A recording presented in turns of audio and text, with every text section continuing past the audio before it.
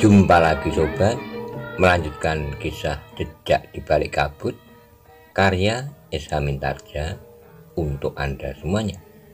Selamat menikmati, salam sejahtera dan bahagia untuk Anda sekeluarga.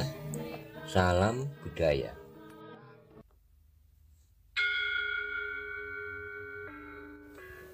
Pada episode sebelumnya dikisahkan, Ki Panengah menerima serat kekancingan tentang perguruannya dari Sultan Hadiwijoyo. Ki Panengah menyatakan kegembiraannya karena merasa mendapat anugerah yang tak terkira dari Sultan Hadiwijoyo. Bagaimana kisah selanjutnya? Simak bersama-sama.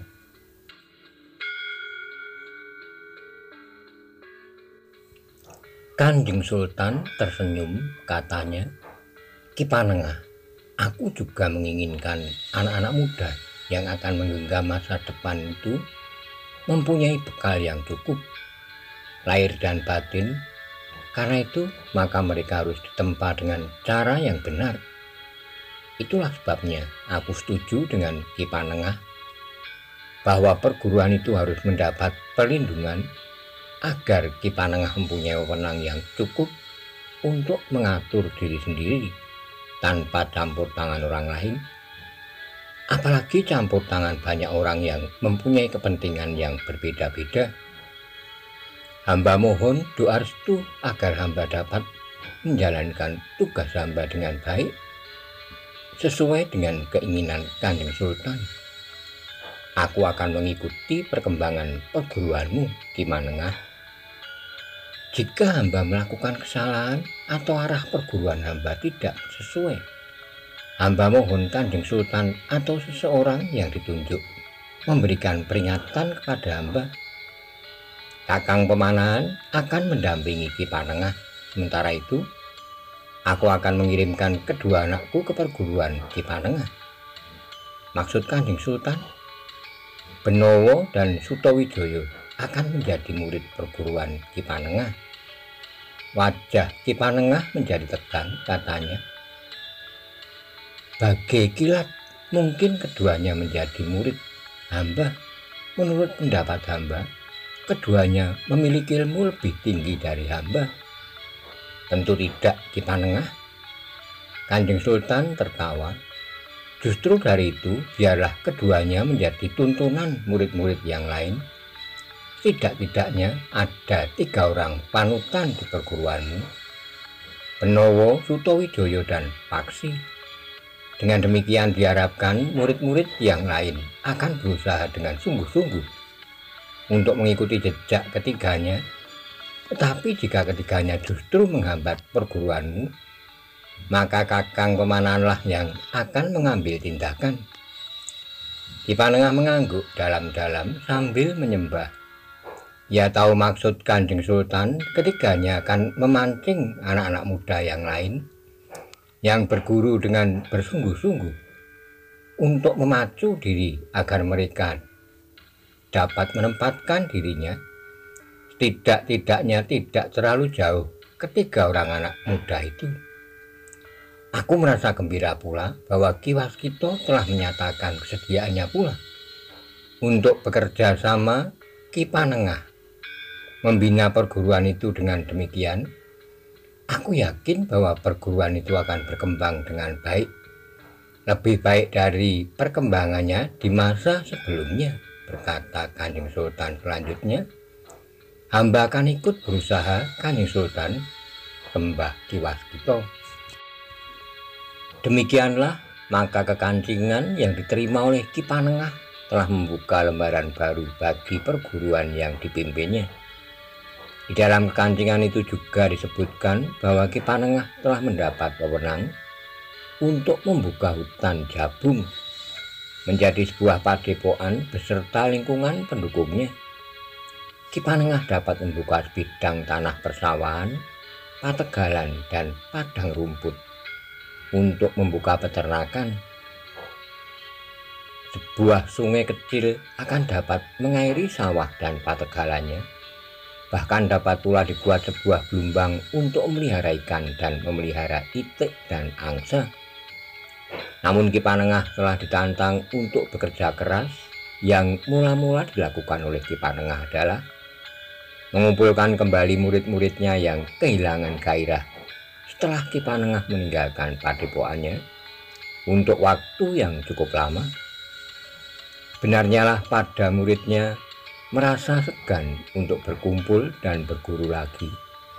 Mereka lebih senang mengisi waktu mereka dengan bermain, bergerombol hilir mudik.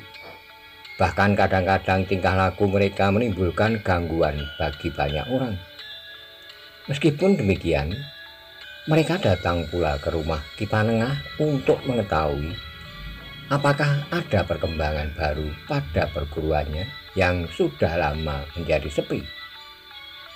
Ketika mereka masuki halaman rumah Ki Panengah, mereka sama sekali tidak menunjukkan sikap seorang murid yang baik.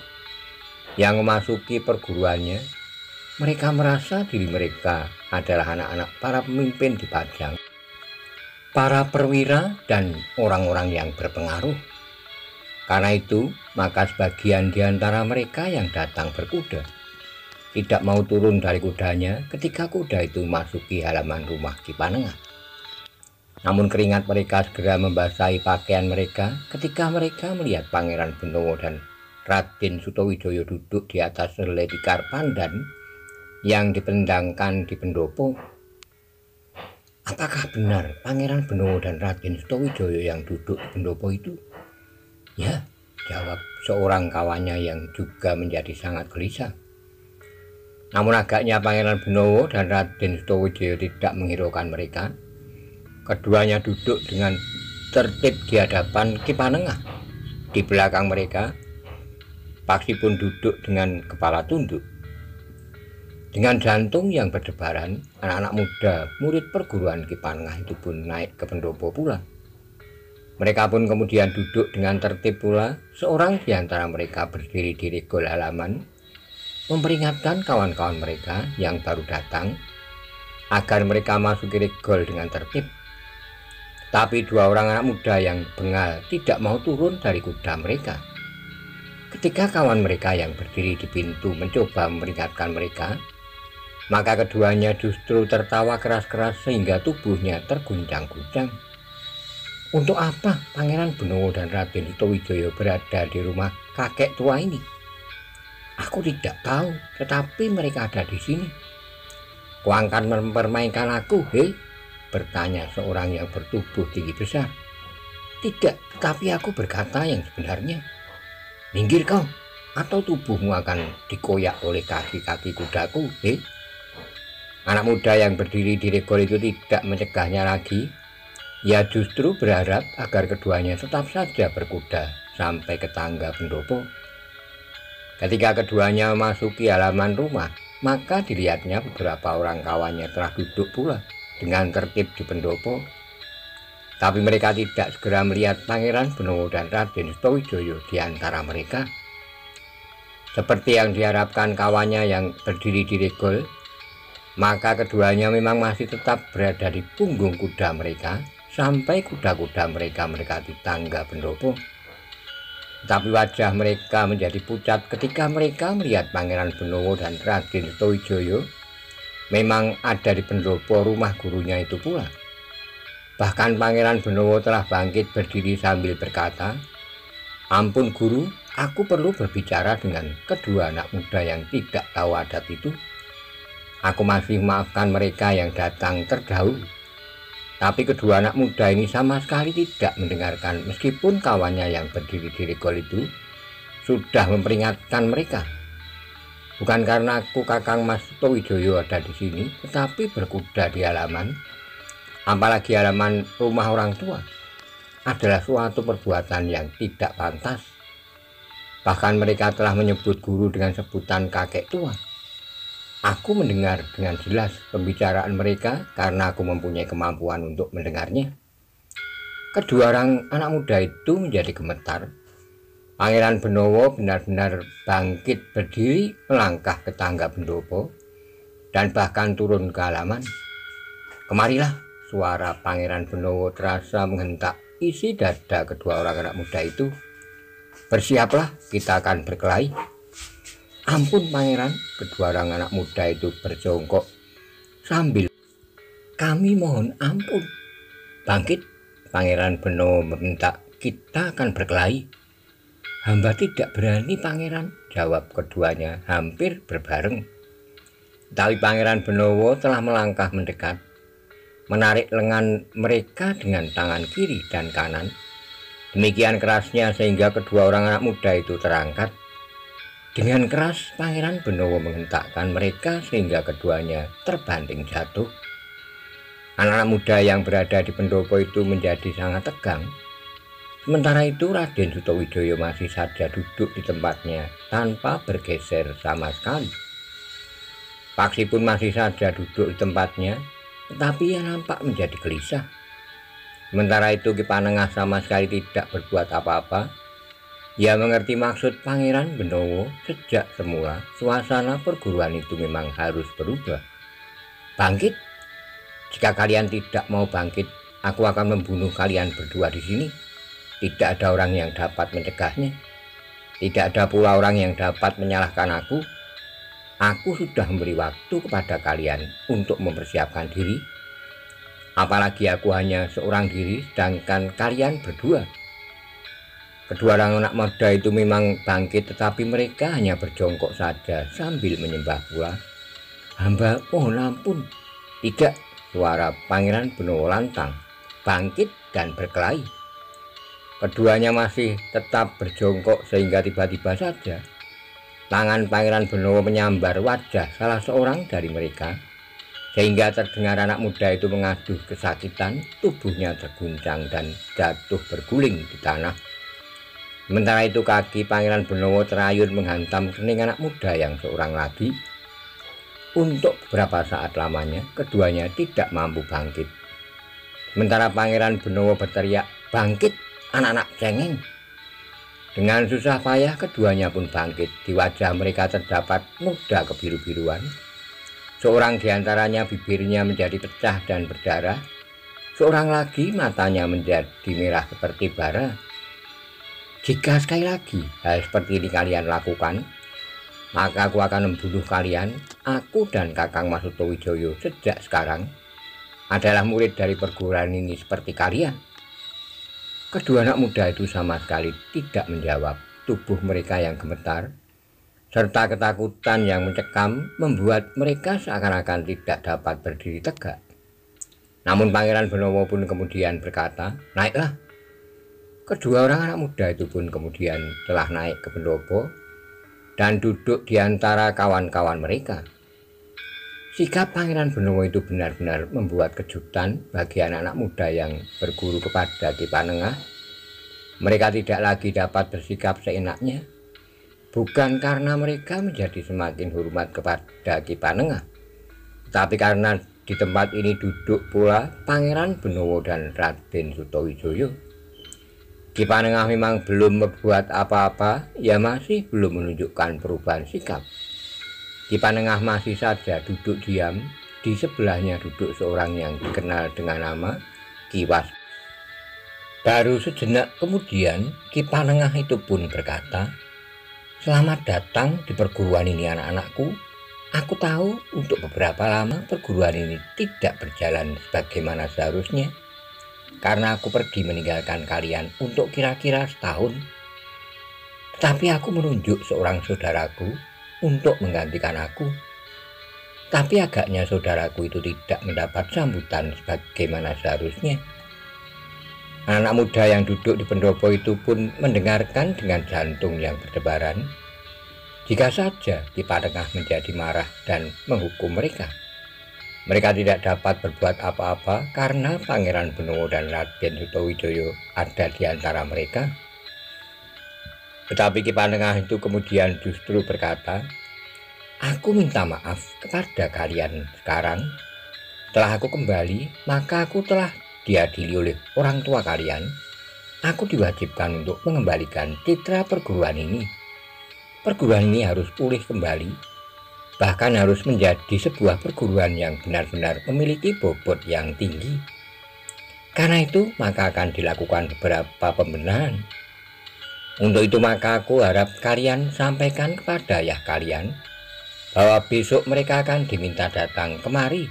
Aku akan berbicara dengan mereka.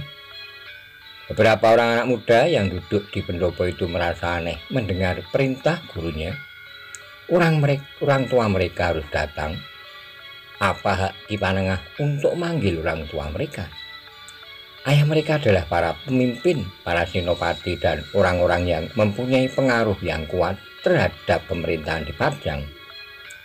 Namun ternyata Ki Panengah itu berkata selanjutnya, "Yang berhalangan datang, aku minta diwakili oleh orang yang dapat mengambil keputusan bagi kalian."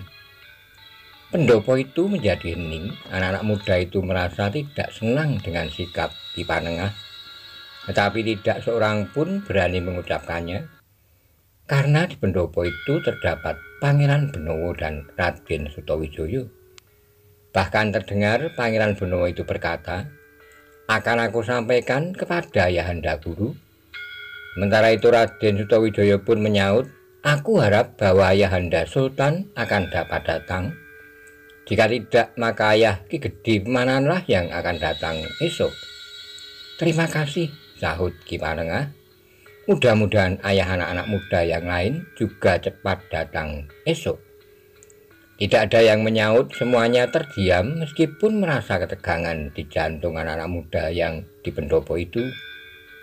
Dalam pada itu Ki Panengah masih memberikan beberapa penjelasan bagi anak-anak muda itu, bahwa selanjutnya hanya mereka yang bersungguh-sungguh sajalah yang akan diterima berguru di perguruan Ki Panengah.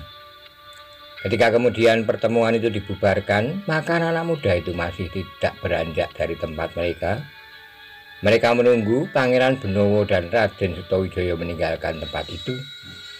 Baru kemudian setelah Pangeran Benowo dan Raden Sutawijaya minta diri, maka anak-anak muda itu pun turun pula dari pendopo, tetapi mereka tidak berani langsung melompat ke punggung kuda, karena Pangeran Benowo dan Raden Sutawijaya pun menuntun kuda mereka di halaman. Baru setelah mereka berada di luar regol, mereka naik ke atas punggung kuda mereka. Paksi pun kemudian telah meninggalkan pendopo itu pula bersama beberapa orang kawannya yang berjalan kaki. Paksi sengaja berjalan kaki karena ia tidak mau dianggap terlalu sombong dengan kuda ganjaran yang telah diterimanya dari Pangeran Benowo. Di jalan pulang, Paksi mendengar beberapa orang kawannya yang menganggap sikap Ki Panengah itu aneh. "Kenapa Pangeran Benowo dan Raden Sutawijaya berguru pula kepada Ki Panengah?" bertanya salah seorang kawannya. "Entahlah," sahut yang lain. "Kehadiran mereka membuat kami merasa kecil. Aku tidak tahu apakah ayahku mau datang esok. Mungkin ayah justru akan memanggil Ki Panengah." Tapi Pangeran Benowo dan Raden Sutawijaya tidak merasa tersinggung atas sikap Ki Panengah itu. Biarlah esok ayah datang, biarlah ayah melihat apa yang akan terjadi esok. Apakah Ki Gede Pemanan benar-benar datang, apalagi Kanjeng Sultan sendiri. Paksi pun merasa gelisah pula seperti kawan-kawannya. Ia pun harus menyampaikan kepada ayahnya bahwa esok ayahnya diminta datang ke rumah Ki Panengah. Bagaimanapun juga sikap ayah, aku harus menyampaikannya. Mudah-mudahan ayah dapat datang dan mengetahui wewenang Ki Panengah sekarang ini. Namun sebagaimanapun juga, Paksi menjadi berdebar-debar ketika ia ingin menyampaikan undangan Ki Panengah itu kepada ayahnya. Menjelang senja, ketika ayahnya duduk di pinggiran menghadapi minuman hangat dan beberapa potong makanan, Paksi telah menemuinya dengan dada yang berdebaran. Paksi duduk di hadapan ayahnya. "Ada yang ingin aku sampaikan, ayah?" Ayahnya memandang dengan dahi yang berkerut. Dengan singkat ayahnya bertanya, "Apa?" "Aku ingin menyampaikan pesan Ki Panengah." "Pesan buatku?" "Ya ayah." "Pesan apa?" Paksi menaik napas panjang, katanya kemudian, "Ki Panengah minta orang tua murid-muridnya datang ke perguruan. Tiba-tiba saja wajah Ki Tumenggung menegang. Gurumu manggil aku. Bukan hanya ayah, tetapi semua orang tua yang mengirimkan anak-anaknya berguru kepada Ki Panengah. Ki Panengah merasa bersalah karena meninggalkan perguruan untuk waktu yang terlalu lama. Ki Panengah berusaha untuk memenuhi perintah para orang tua agar Ki Panengah berusaha memperbaiki dan menertibkan kembali perguruannya. Aku yang seharusnya manggil gurumu, juga orang-orang tua muridnya lah yang seharusnya memanggilnya. Jika perlu ia harus mendatangi kami seorang demi seorang. Bukan sepatutnya ia memanggil kami. Ayah, suara Paksi menjadi berat. Dua orang murid dari perguruan kami adalah Pangeran Benowo dan Raden Sutawijaya. Raden Sutawijaya sudah menyatakan bahwa Ki Gede Pemanahan akan datang jika Kanjeng Sultan berhalangan besok. Ki Gede Pemanahan? Bahkan Kanjeng Sultan, apakah gurumu sudah gila? Tapi begitulah keadaannya ya, Ki Gede Pemanahan besok akan datang. Wajah Ki Tumenggung menjadi sangat tegang. Bahkan terdengar giginya gemeretak, ia tidak dapat menerima sikap Ki Panengah itu. Tetapi bagaimana mungkin Ki Gede Pemanahan sendiri akan bersedia memenuhi undangan Ki Panengah? Bahkan Ki Tumenggung itu tidak dapat mengerti kenapa Pangeran Benowo dan Raden Sutawijaya harus dikirim ke perguruan itu. Kenapa Kanjeng Sultan tidak memanggilnya saja jika Ki Panengah itu memang diperlukan? Namun bagaimanapun juga Ki Tumenggung merasa mendapat semacam tekanan bahwa ia harus hadir esok memenuhi panggilan Ki Panengah. Suatu langkah yang tidak akan pernah dilakukan sebelumnya. Ki Panengah akan sangat menyesal seandainya besok Ki Gede Pemanahan tidak hadir. Geram Ki Tumenggung, kami orang tua para muridnya tentu akan mengambil langkah tertentu untuk membuatnya jera. Paksi pun menjawab berdebar-debar, ia pun tidak yakin bahwa Ki Gede Pemanahan akan hadir. Namun jika saja Pangeran Benowo dan Raden Sutawijaya besok datang ke rumah Ki Panengah, tentu tidak seorang pun yang akan berani berbuat sesuatu. Sore itu Paksi telah pergi ke Satrian untuk menghadap Pangeran Benowo. Ia telah menceritakan sikap ayahnya ketika ia menyampaikan undangan dari Ki Panengah. Hamba kira banyak orang tua yang bersikap seperti ayah hamba itu. Pangeran Benowo mengangguk-angguk, namun katanya, Kakang Mas Sutawijaya sudah berbicara dengan Paman Pemanahan. Paman Pemanahan akan benar-benar datang esok. Syukurlah, Paksi mengangguk-angguk. Namun ia pun kemudian bertanya, apakah Pangeran dan Raden Sutawijaya akan hadir? Ya, aku besok akan datang. Jika ayah hamba tidak berkeberatan, besok hamba juga akan datang, Pangeran. Kenapa ayahmu keberatan?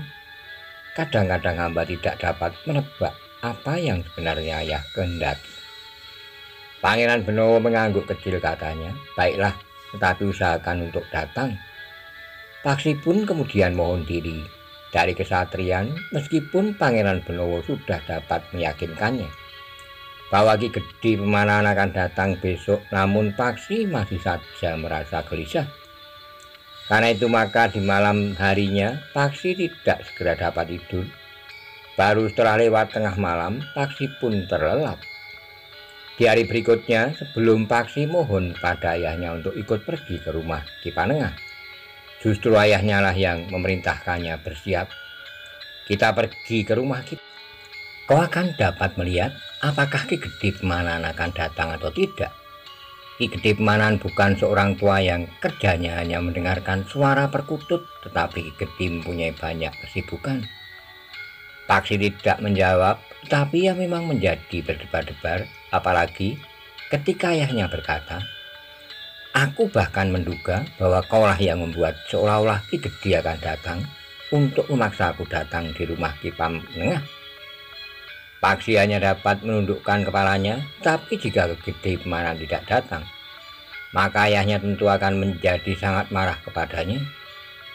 Meskipun demikian, jika Pangeran Benowo dan Raden Sutawijaya dapat datang ke rumah Ki Panengah, maka seluruh tanggung jawab atas tidak kehadiran Ki Gede Pemanahan tidak akan dapat dibebankan kepadanya oleh ayahnya. Aku sudah mengorbankan waktuku. Aku tentu akan sangat terlambat datang ke tempat tugasku karena aku menunaikan permintaanmu untuk datang ke rumah gurumu, berkata Ki Tumenggung. Terima kasih ayah, jawab Paksi. Tapi aku tidak mau keterlambatanku di tempat tugasku itu hanya karena bualanmu. Beberapa saat kemudian, maka Ki Tumenggung itu telah siap untuk berangkat. Seorang pembantunya telah menyiapkan kudanya di halaman. Kenapa kau masih belum bersiap? Bertanya Ki Tumenggung. Aku sudah siap ayah, jawab Paksi. Aku akan pergi berkuda, berkata ayahnya pula. Maksud ayah, aku juga harus berkuda. Apakah kau akan berlari di belakang kudaku? Paksi pun dengan tergesa-gesa telah menyiapkan kudanya pula. Sebenarnya lah Paksi merasa agak segan karena kudanya akan nampak lebih baik dari kuda ayahnya. Tetapi Paksi pun tidak dapat berbuat lain karena ia memang hanya mempunyai seekor kuda. Sejenak kemudian Paksi pun telah minta diri kepada ibunya dan kedua adiknya yang berdiri di tangga pendopo. Demikianlah Paksi dan ayahnya segera turun ke jalan. Ki Tumenggung berkuda di depan sedang Paksi mengikutinya di belakang. Semakin dekat dengan regol halaman rumah Ki Panengah, Paksi menjadi semakin berdebar-debar. Jika saja Ki Gede Pemanahan tidak datang, apalagi jika Pangeran Benowo dan Raden Sutawijaya juga tidak datang. Namun akhirnya keduanya pun sudah berhenti di depan regol halaman rumah Ki Panengah. Ternyata di halaman beberapa ekor kuda sudah terikat di patok-patok yang tersedia serta di pepohonan yang tumbuh di halaman. Paksi pun segera melompat turun dari kudanya, sementara Ki Tumenggung masih duduk di punggung kudanya itu. Paksi menjadi tegang ketika ayahnya akan memasuki halaman tanpa turun dari punggung kudanya. Ia tidak berani menegur ayahnya, tetapi ia pun tidak ingin ayahnya ditegur oleh orang lain, bahkan mungkin oleh Pangeran Benowo atau Raden Sutawijaya. Namun akhirnya Paksi itu pun berdesis, mudah-mudahan Ki Gede Pemanahan sudah hadir ayah. Ki Tumenggung mengerutkan dahinya. Ia melihat beberapa ekor kuda yang besar dan tegar seperti kuda yang dipakai oleh Paksi. Karena itu maka Ki Tumenggung pun menduga bahwa di pendopo itu sudah hadir orang-orang yang sepatutnya Tetapi apakah Ki Gede Pemanahan juga benar-benar hadir, bahkan telah hadir di pendopo? Bertanya Ki Tumenggung dalam hatinya. Ketika Ki Tumenggung dan Paksi menuntun kudanya masuki halaman, maka dua orang telah menyambut mereka dan mempersilahkan mereka naik ke pendopo. Salah seorang dari mereka pun kemudian berdesis, Ki Gede Pemanahan telah hadir pula di pendopo. Ki Gede Pemanahan? Ki Tumenggung tersentak. Ya, Ki Gede sudah datang bersama Pangeran Benowo dan Raden Sutawijaya.